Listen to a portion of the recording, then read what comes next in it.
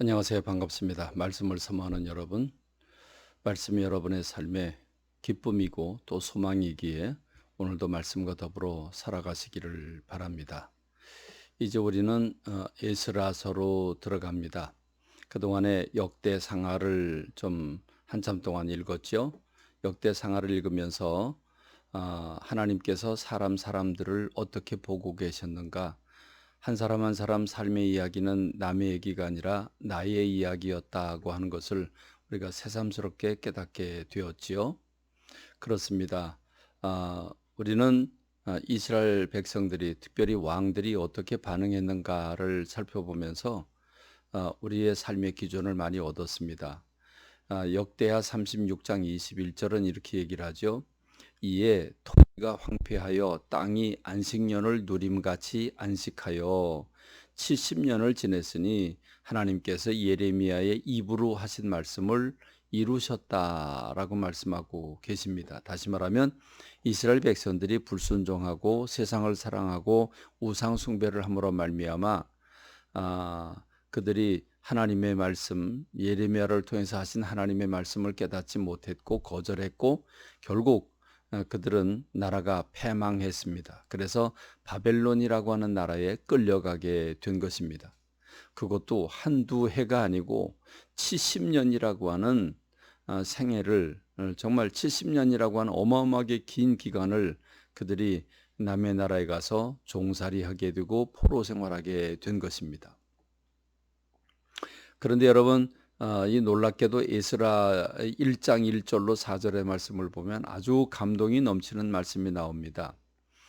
바벨론이라고 하는 나라는 이스라엘 사람들의 그 민족성을 알기 때문에 이스라엘 사람들을 각 도시, 군, 면, 리 단위로 다 나누었습니다. 아주 쪼개었습니다. 쪼개어 나누어서 뭉치지 못하도록 바벨론이 정책을 세워서 이스라엘 사람들은 전국으로 흩어져서 삶을 살게 된 것입니다. 그러니 그들은 정치적인 어떤 군사를 일으킬 수도 없고 정치를 잘해서 사람들의 마음을 움직인다고 하는 것도 거의 불가능한 상황에 놓여져 있었습니다. 그러니까 그들이 70년이 지나면 그동안 직장 생활하고 가정을 이루고 거기서 터전을 일구면서 다 자리를 잡았기 때문에 이제는 이스라엘이 없어지고 그냥 바벨론화 돼버리고 말 것입니다. 그런 상황입니다. 인간의 능력으로는 불가능한 그런 상황에 하나님께서 예레미야를 통해 선포한 하나님의 말씀을 이루시려고 페르시아 왕 고레스의 마음을 감동시키셨다고 성경은 말씀하고 있습니다.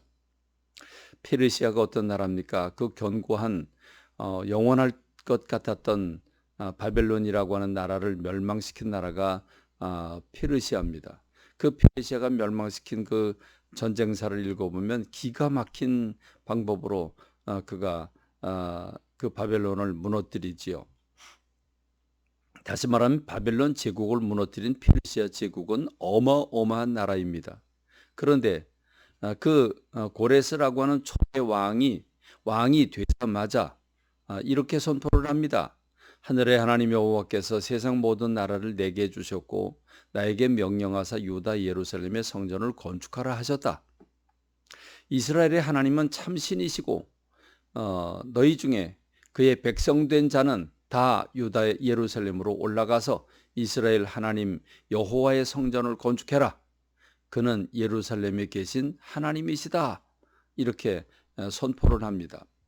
여러분, 이 놀라운 조소도 내리고 공포했다. 공포하고 조소를 내렸다고 그랬는데 여러분, 이건 기적입니다. 기적적인 사건입니다. 불가능한 일이 일어나게 된 겁니다. 어떻게 일이 일어났습니까? 하나님께서 페르시아 왕 고레스의 마음을 감동시키셨다 말씀하고 있습니다. 그렇습니다. 오늘 저와 여러분의 상황이 아무리 절망적인 상황이고 또 우리 주변의 상황이 그렇다고 할지라도 하나님이 감동을 주시면 되는 줄로 믿습니다. 하나님이 일하시면 되는 줄로 믿습니다. 이 믿음을 가지는 저와 여러분이 되기를 바랍니다.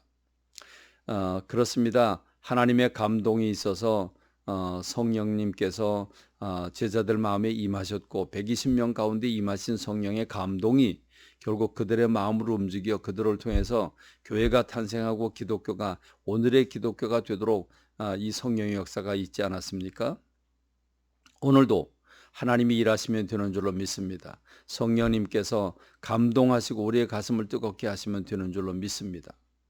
그리고 여기에 반응한 사람들은 누굽니까? 이 1장 5절 에스라 1장 5절의 말씀을 보면 이에 유다와 베냐민 족장들과 제사장들과 레위 사람들과 그 마음이 하나님께 감동을 받고 올라가서 예루살렘의 여호와의 성전을 건축하고자 하는 자가 다 일어나서 돌아왔다라고 말하고 있습니다. 그들의 숫자는 42,360명이었습니다. 반응한 사람의 숫자가 너무 적었죠. 그렇지만 성령의 하나님의 감동을 받은 사람들은 다 일어났다라고 말하고 있습니다. 하나님의 소수의 사람들을 일깨우셨고 그들을 통해서 고국으로 돌아가 성전을 재건하게 하시는 하나님의 역사하심을 우리가 지금 에스라서를 통해서 보고 있는 것입니다. 뿐만 아니라 이 고레스라고 하는 왕은